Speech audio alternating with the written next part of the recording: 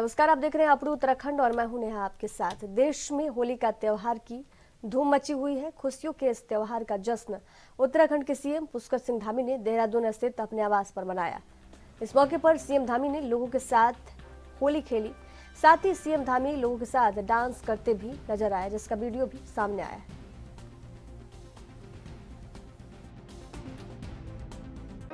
नहीं, सभी होली का रंगों का त्योहार है। रंगों की तरह सबके जीवन में होली की तरह रंगों की तरह उनके जीवन में हर रंग खुशियों के भरे।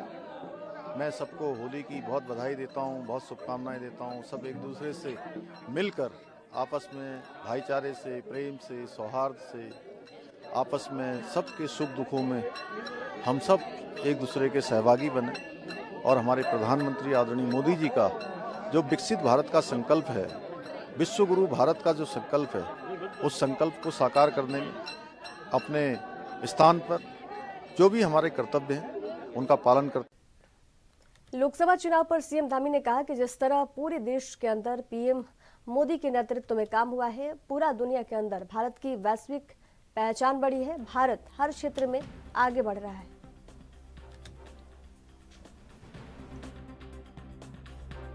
आप देख रहे हैं तो क्या इसमें आप लगता है होने वाला है?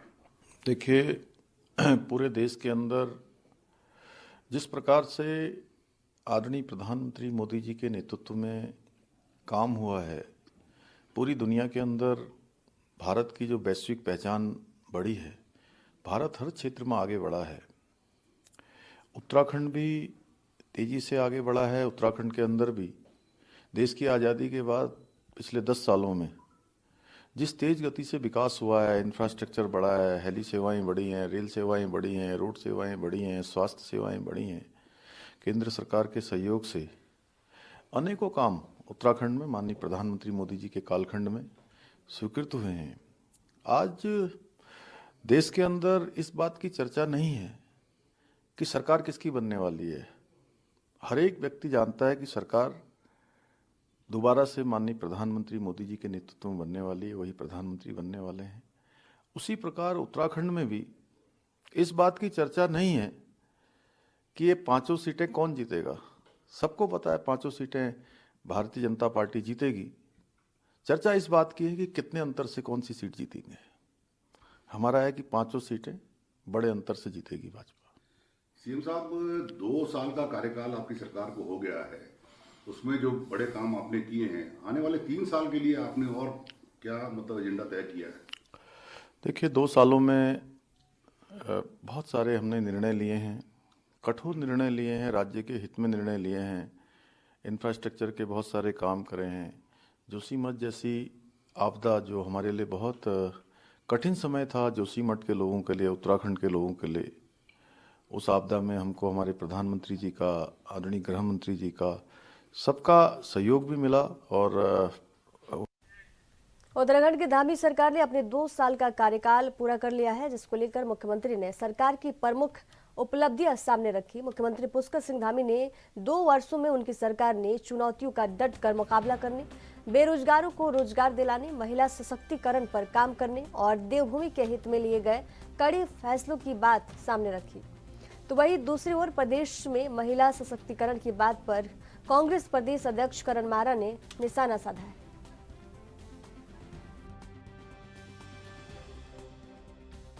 निश्चित ही महिला सशक्तिकरण में मैं कहना चाहूँगा, 9 हिमालय राज्यों में आज उत्तराखंड महिला अपराध में पहले नंबर पर। ये मैं नहीं कह रहा, ये एनसीआरबी की रिपोर्ट कह रही है, जो केंद्र सरकार का उपक्रम है। और अंकिता भंडारी एक उदाहरण है, ममता जोशी बहुगुणा एक उदाहरण है। तो महिला सशक्तिकरण की पार्टी करना, मीटिंग करना बंद करके महिलाओं को शौचालय नहीं जाने देना, उनकी पानी की व्यवस्था नहीं करना, ये आप ही लोगों के चैनल्स ने दिखाया है। प्रोग्राम करना अलग चीज़ है, लेकिन हकीकत क्या है?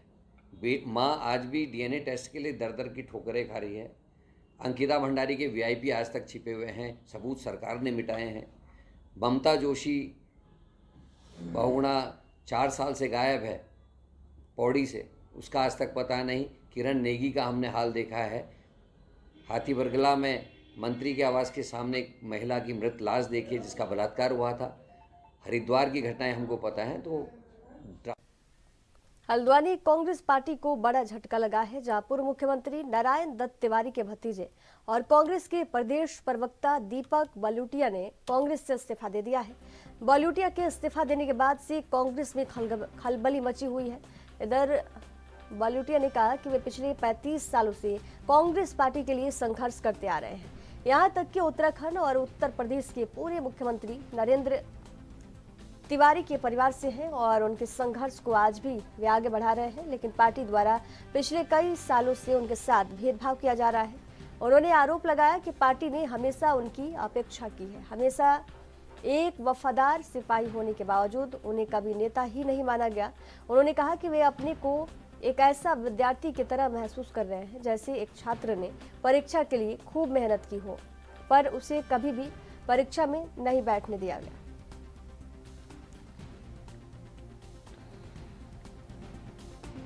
देखिए, बड़े भारी मन से जिसने 35 साल पार्टी के और संगठन के साथ दिए हों और ये फैसला लेना बड़ा भारी पड़ता है, तो बड़े दुखी मन से, बड़े व्यथित मन से मैंने आज ये फैसला लिया,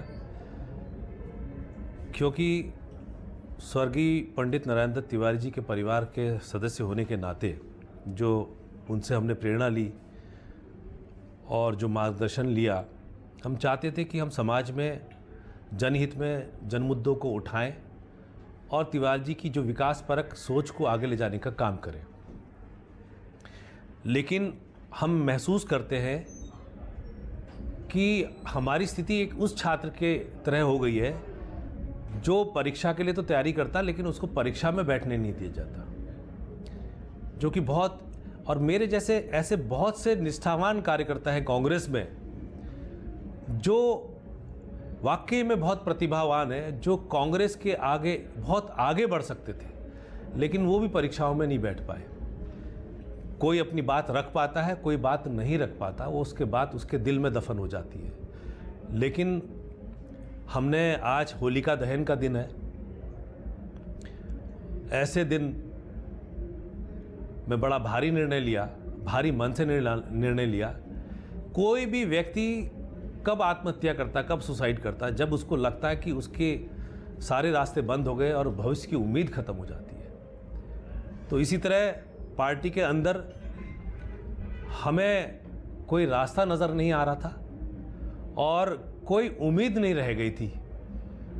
तो ये बड़े भारी मन से ये निर्णय लेना पड़ा, ये कदम उठाना पड़ा। और जो तिवारी जी के विकास के जो सोच रही है और जो जन मुद्दे रहे हैं, उसको हम आगे संघर्षरत रहेंगे और आगे ले जाने का काम करेंगे, जो जनता की सेवा हम। बीती रात कांग्रेस ने लोकसभा चुनाव के मद्देनजर अपने प्रत्याशियों की चौथी लिस्ट जारी की है, जिसमें उत्तराखंड की बची 2 सीट, हरिद्वार लोकसभा सीट और नैनीताल लोकसभा सीट पर अपने प्रत्याशियों के नामों का ऐलान कर दिया। जहां हरिद्वार से पूर्व मुख्यमंत्री हरीश रावत के बड़े बेटे वीरेंद्र रावत को कांग्रेस ने अपना प्रत्याशी बनाया है, तो वहीं नैनीताल लोकसभा सीट पर प्रकाश जोशी को अपना प्रत्याशी बनाया है। वहीं नैनीताल लोकसभा सीट से प्रकाश जोशी को टिकट मिलने के बाद उनके हल्द्वानी पहुंचने पर कांग्रेस कार्यकर्ताओं ने उनका जोरदार स्वागत किया। वहीं प्रकाश जोशी ने नैनीताल लोकसभा सीट पर अपनी जोरदार जीत का दावा भी किया है।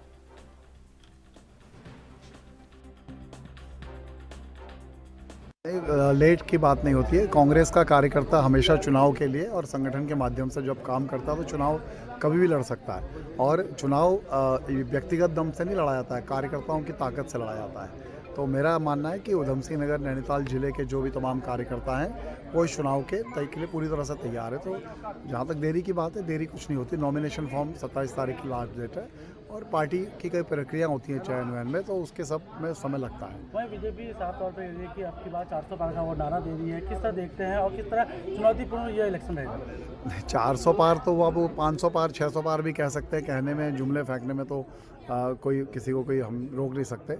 बाकी परिणाम दिख जाएगा। उन्होंने वेस्ट बंगाल में भी क्या कहा था हमें मालूम है, और फिर परिणाम क्या आया था हमने सबने पूरे देश ने देखा। और यहाँ भी ऐसा नहीं है। जिस तरह से पब्लिक के अंदर जो जिन मुद्दों पर, महंगाई पे, बेरोजगारी पे, या इनके जो झूठे वादे हैं उसके कारण जो पब्लिक में जो गुस्सा है, वो गुस्से के कारण लोग इस बार बीजेपी को उनका उसकी असली जगह दिखाना चाहते हैं। तो ये 400 पार और ये सब ये जुमलेबाजी है। वो खुद ही कहते हैं, अमित शाह जी कहते हैं हम तो जुमले ज़्यादा करते हैं। होली महापर्व और माह रमजान को लेकर कोतवाली परिसर में एसपी अभय सिंह और सीओ अनुष्का बडोला के नेतृत्व में एक शांति मीटिंग का आयोजन किया गया, जिसमें नगर क्षेत्र के मुस्लिम और हिंदू समाज के संभ्रांत व्यक्तियों ने शिरकत की। इस अवसर पर मीटिंग में बोलते हुए ईद कमेटी के सदर हसीन खान ने कहा कि काशीपुर हिंदू मुस्लिम एकता की मिसाल पेश कर रही है और काशीपुर में दोनों ही समुदाय के लोग एक दूसरे के त्योहार को साथ मिलकर मनाते आए हैं। उन्होंने कहा कि फिर भी कुछ शरारती तत्व होते हैं जो फिजा खराब करने पर उतारू हो जाते हैं। इन पर पुलिस अपनी पैनी नजर रखे। इसके साथ ही समाजसेवी और पूर्व पार्षद महिला ने कहा कि उनके वार्ड में होली पर्व पर कुछ लोग शराब पीकर उत्पात मचाते हैं। उन्होंने पुलिस प्रशासन से अपील की होली वाले दिन इन वार्ड में भी पुलिस कर्मियों को अवश्य लगाया जाए। की बात इस वर्ष भी हमारे द्वारा थाने में शांति कमेटी और जो हमारे सीएलजी मेंबर हैं या समाज के जो गैर विवाहित और मौजूद लोग हैं उनको आज मीटिंग में आयोजित किया गया था। चूँकि 3 बड़े प्रोग्राम एक साथ पड़ने वाले हैं, इसमें सर्वप्रथम होली का त्यौहार है और इसी तरीके से रमज़ान का पाक महीना भी चल रहा है और लोकतंत्र का भी एक बड़ा पर्व लोकसभा का चुनाव आसन है। तो इन तीनों को लेकर के हमारे द्वारा एक मीटिंग की गई है। मीटिंग में बहुत सारा फीडबैक लिया गया। कई बार चीज़ें पुलिस के नज़र में नहीं आती है या विगत वर्षों में जो होने वाले छिटपुट मामले होते हैं तो उस संदर्भ में फीडबैक मिल जाता है। आज लोगों ने काफ़ी पॉजिटिव फीडबैक दिया है, तो वहाँ पर हम अपनी प्लानिंग करेंगे जिससे कि पीसफुल तरीके से सभी लोगों को होली की उत्तराखंड पुलिस परिवार की तरफ से बधाई। इसमें एक मैं निवेदन जरूर करूँगा कि जहाँ भी होलिका बना, जहाँ परंपरागत रूप से बन रही है वहीं पर बनाएं, विवादित या ऐसे स्थलों पर न बनाएं जहाँ विवाद की स्थितियाँ उत्पन्न हो। इसी तरीके से जहाँ भी होलिका बना, कई बार शरारती तत्वों के द्वारा शरारत करके और पहले उसमें आयोजन की जाती है, तो वो वहाँ पे जरूर सीसीटीवी कैमरे जो है आस पड़ोस में जरूर इंस्टॉल करें जिससे कि कोई इस तरह की शरारत नहीं जाता है। और होली के दिन भी जो रंगों का त्यौहार है, चूँकि उल्लास रहता है और उसी होली का खत्म होने के बाद जो हमारा कैलेंडर है उसके हिसाब से चैत का महीना शुरू होता है, तो उस हिसाब से भी होली को इस तरीके से मनाएं। कई सारे रंगों से परहेज करते हैं, तो जो परहेज करते हैं उनसे भी निवेदन रहेगा अनावश्यक रूप से कोशिश करें कि सुबह से और लगभग 2 बजे तक बाहर ना आए। और जो होली का त्यौहार रंगों के साथ सेलिब्रेट करेंगे उनसे भी निवेदन रहेगा कि अगर किसी को पसंद नहीं हो तो अनावश्यक रूप से त्यौहार में उसको किसी को परेशान न किया जाए। और इसी तरीके से जो रोजेदार हैं उनको भी उत्तराखंड पुलिस परिवार की तरफ से बधाई। और जो अगर पुलिस की कोई रिक्वायरमेंट है या तहसीलदार साहब भी आए थे तो हम विभागों से भी उसको भी हम ध्यान देंगे। एक निवेदन जरूर करूँगा कि लोकतंत्र का पर्व है और इसमें बढ़ चढ़ के मतदान करें, 100% वोटिंग करें और शांतिपूर्ण तरीके से जो लोकसभा का चुनाव है उसको संपन्न कराने में पुलिस का सहयोग है। यहाँ रुकेंगे एक छोटे से ब्रेक के लिए। ब्रेक के बाद जल्द हाजिर होंगे। देखते रहिए एएनपी न्यूज़।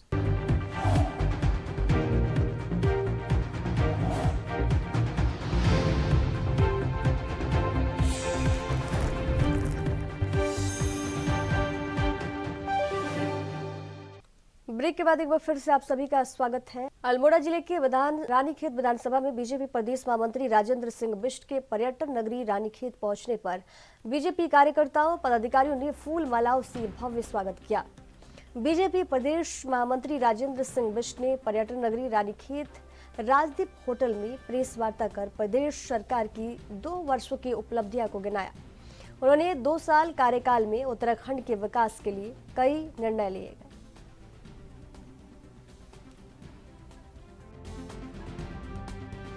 मैं आपके चैनल के माध्यम से और सभी मीडिया के पत्रकार बंधुओं का स्वागत करता हूं सबसे पहले, और आपको होली की भी शुभकामनाएं देता हूं। आपके परिवार में मंगलमय हो। लेकिन हम पूरे प्रदेश के अंदर 19 जिलों के जो हमारे संगठनात्मक जिले हैं उन जिलों पर हमने इस प्रदेश के यशस्वी मुख्यमंत्री श्रीमान पुष्कर सिंह धामी जी ने एक अपना संकल्प पत्र भेजा है जिसमें उन्होंने कहा है कि 24 माह पर हमने 48 की गारंटी देने का काम किया है। उस पर उन्होंने यूसीसी जो पहला राज्य है पूरे देश के अंदर, पहला राज्य उत्तराखंड जिसको सौभाग्य प्राप्त हुआ है कि जिसने समान नागरिक संहिता लागू की है।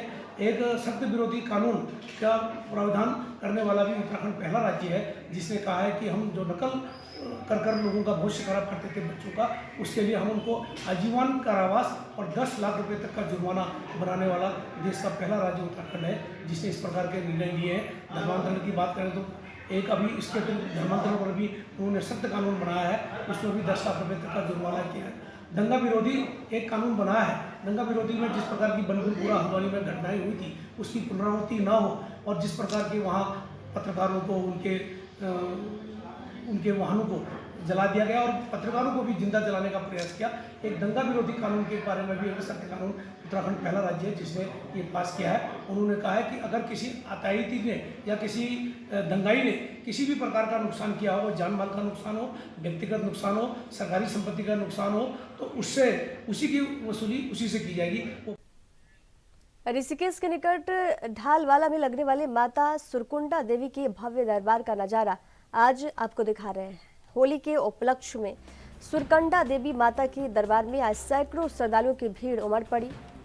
इस दौरान श्रद्धालुओं ने माता सुरकुंडा देवी की डोली के साथ फूलों की होली खेली। माता सुरकंडा देवी की उपासक अजय बिजलवान जब फूलों की होली खेलने श्रद्धालुओं के बीच पहुंचे तो उन पर माता सुरकंडा देवी अप्रत्यक्ष रूप से प्रकट हो गई।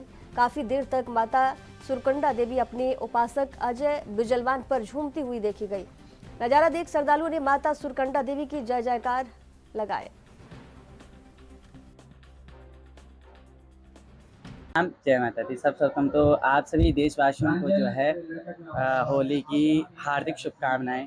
देखिए, होली का जो त्यौहार है या होलिका दहन से हम लोग मानते हैं। कहते हैं इस दिन जो है बुराई का अंत हुआ था। परमात्मा के द्वारा जो है एक भक्त की जो है इस समय जीत हुई थी और उसी भक्त की जीत से उसके रूप में जो है यहाँ होलिका दहन से होलिका पर्व मनाया जाता है कि भगवान से भक्त की जीत है। मैं हमेशा कहता हूँ कि हमेशा जो है भक्त के आधीन भगवान है। यदि भक्त चाहे तो भगवान को इस कलयुग में भी खींच सकता है, लेकिन खींचने की जो प्रक्रिया है वो भक्त को होनी चाहिए। मतलब उसमें कोई ऐसा नहीं कि क्या कहते हैं पढ़ाई करनी जरूरी है या फिर कोई भाव, सर्वप्रथम भाव। तो यहाँ जो होली का त्यौहार है इस प्रकार से मैं आप सभी को शुभकामनाएं देता हूँ कि जिस प्रकार से आप होली खेलने के लिए लायक रहते हैं ना, उसी प्रकार से आजकल मैं देख रहा था कि वृंदावन में भी बड़ी धूमधाम से होली मना रहे थे, बड़े हर्षोल्लास से नाच रहे थे लोग।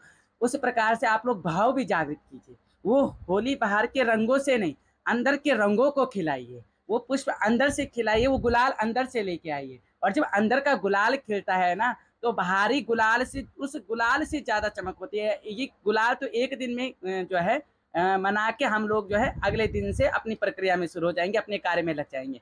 लेकिन जो अंदर का गुलाल खिल जाएगा, जिस दिन अंदर का गुलाल खिल गया उस दिन सारी जिंदगी भर ही होली है।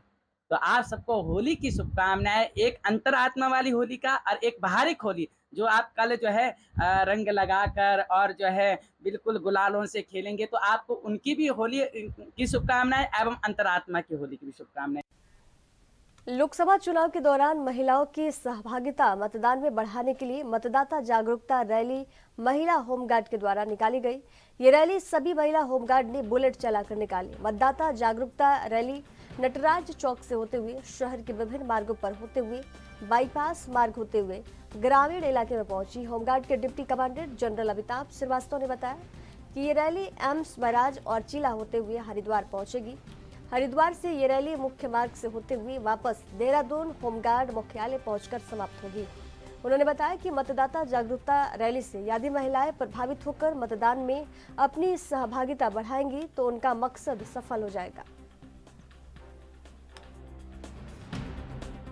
देखिए, इस समय सभी को पता है राष्ट्रीय महत्व का लोकसभा निर्वाचन है, तो ये मतदाता जागरूकता रैली और विशेष रूप से उत्तराखंड राज्य में जिसमें महिला प्रधान प्रदेश कहा जाता है, तो इसमें महिलाओं के मतदान के प्रतिशत को कैसे बढ़ाया जा सकता है, उसी उद्देश्य से उत्तराखंड होमगार्ड्स विभाग द्वारा केवल खुराना कमांड जनरल साहब के मार्गदर्शन में, दिशा निर्देशन में महिलाओं का एक बुलेट मोटरसाइकिल दस्ता, मतलब इसमें सारे के सारे लगभग 80-90 लोग हैं, वो सारी की सारी महिलाएं और सभी बुलेट मोटरसाइकिल चला रही है। उद्देश्य ये है कि इनको देख के संभवतः जो भविष्य की युवाएं हैं, बालिकाएं हैं, लड़कियां हैं, वो प्रेरित होंगे कि आप देखिए ये भी बुलेट मोटरसाइकिल चला के एक वर्दीधारी विभाग में है, तो आइए हम भी अपना योगदान करते हैं और मतदान में हिस्सेदारी बढ़ाते हैं और अपना योगदान देते हैं। तो इस उद्देश्य से ये यहाँ से हमने होमगार्ड मुख्यालय से फिर रायपुर होते हुए थानों से आज इस समय ऋषिकेश में हम हैं, यहाँ से एम्स ऋषिकेश होते हुए चीला के माध्यम से हरिद्वार और हरिद्वार से वापस। कैबिनेट मंत्री गणेश जोशी ने आज अपने आवास पर अपने परिवारजनों एवं कार्यकर्ताओं के साथ जमकर होली खेली। गणेश जोशी ने कहा कि आज हम सब मिलकर होली खेल रहे हैं और लोकसभा चुनाव भी है। ऐसे में उत्तराखंड की सभी 5 सीटों पर बीजेपी रिकॉर्ड तोड़ मतों से 5 सीटें जीतेगी। उन्होंने कहा कि इसके बाद जब चुनाव का परिणाम आएगा तब बड़ी होली उत्तराखंड में मनाया जाएगा। सबसे बड़ा पर्व चुनाव भी है, किस तरीके से देख रहे हैं, तैयारियां क्या है, कितने प्रोटोकॉल को फॉलो किया जा रहा है? चुनाव जीत के तैयारी कर लेती है। हाँ। और आज जो ये होली हमारी आज शुरू हुई है, 4 जून को जो रिजल्ट निकलेगा, एक बड़ी होली हम खेलेंगे। मोदी जी देश के प्रधानमंत्री बनेंगे, सभी सीटों में प्रत्याशी तय हो गए। वही कांग्रेस को दावे पड़ रहे थे, पीली सीट पर ऐसा बुजुर्ग आदमी जिसको 12 साल पहले हमने कहा बुजुर्ग इसको आराम करना चाहिए, हमने वनवास पर भेजा था वहाँ की जनता ने। कांग्रेस को शर्म नहीं आती कि हमारे यहाँ आपको बुजुर्ग जाता है, हम कहते हैं पिताजी आप आराम कर लो, चाचा जी आप आराम कर लो, उसको उतार दिया। वहीं कांग्रेस ने हरिद्वार के अंदर परिवारवाद की जो जननी है उसको ध्यान में रखते एक बार हरीश रावत जी अपने पप्पू को वहाँ पर उतारा है। ये हरीश रावत से बड़ा पप्पू साबित। अपने उत्तराखंड के खबरों के सफर में फिलहाल दीजिए जाने की इजाजत। देखते रहिए एनबी न्यूज।